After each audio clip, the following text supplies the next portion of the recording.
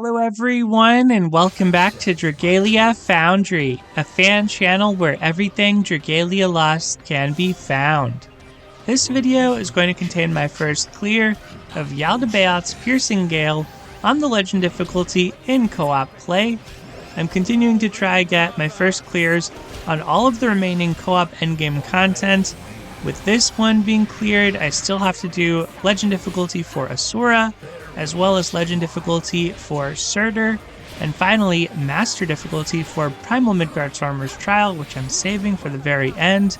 There's about 1 month remaining now before Dragalia Lost ends its service, and so I don't have too much time left to clear those 3 remaining battles, but that is my plan for the coming month, is to try to get those done, so I can at least say that I was able to clear all the content in Dragalia Lost.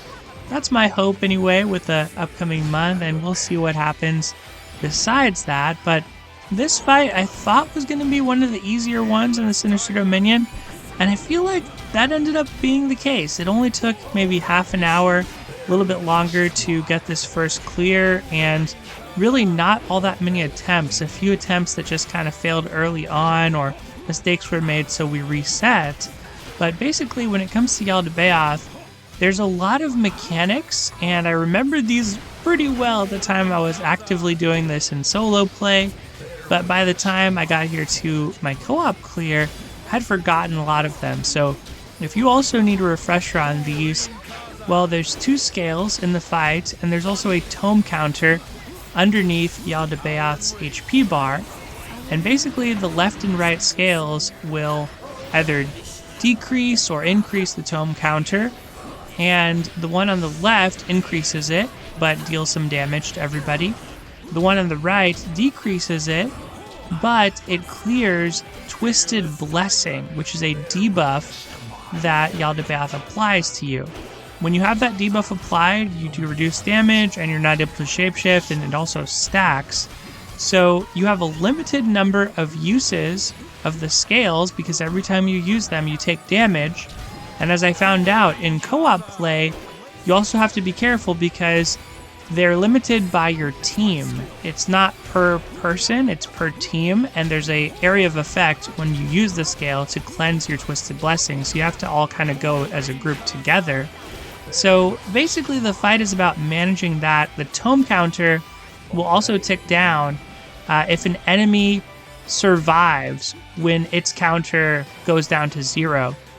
So you have to manage a lot of small enemies, you have to manage these scales, and when using the scales, the one on the right that clears the Twisted Blessing to let you shapeshift and power yourself up, that reduces the tome counter. If it gets to 0, your run is over, basically. So there's a lot of different management aspects to the fight. You see, we went through the win phase pretty much with no problems. You want a good amount of AoE. One thing that was kind of cool, I've really wanted to find a place to use Shingen. It's just not a character I really got to use much. One thing that's somewhat neat about him is you do get to Scorch Rend Jaldabaoth in the first phase of the fight, and that can help you run Scorch Rend Punisher in that first phase, even though you're using Wind Team. So that is pretty neat, as long as you're still able to apply Scorch Rend in the second phase. In the second phase, I have a harder task here for sure, because I'm the healer now. And I have to be honest, I do not really know the timings of when I want to heal my team, when I want to cleanse the Twisted Blessing and have everybody group up together. So I'm kind of winging it here. I have a very rough understanding that we will want to cleanse our Twisted Blessings, every couple or so that we have.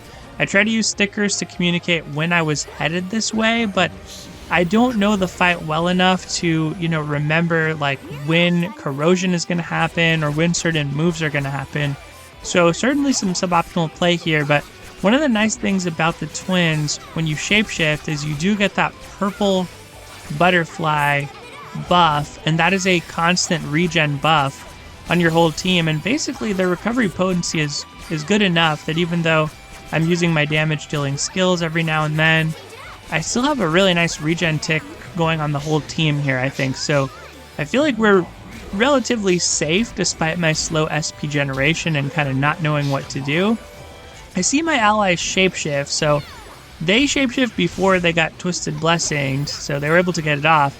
but I do go ahead and go in there after giving my sticker, and I think that was probably a bit of a mistake, but it just seems like we need the firepower to deal with these summoning portals, to deal with these weak points.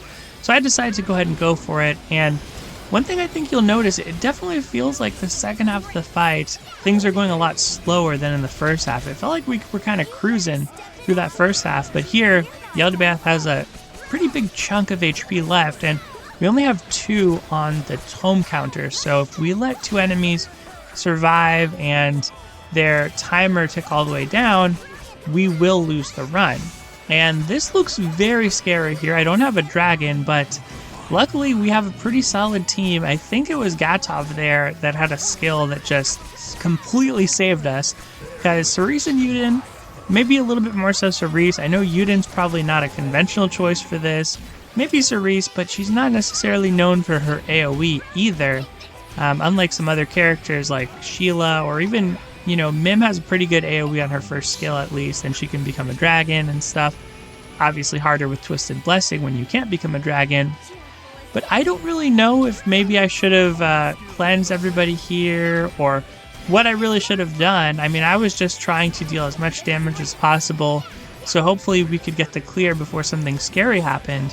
But we did get those summon executioners, and after this, I think we're going to get a sacrificial ceremony, if I'm not mistaken, or it looks like summoning of lots of small enemies, and Twisted Blessing, and then maybe it's sacrificial ceremony after this.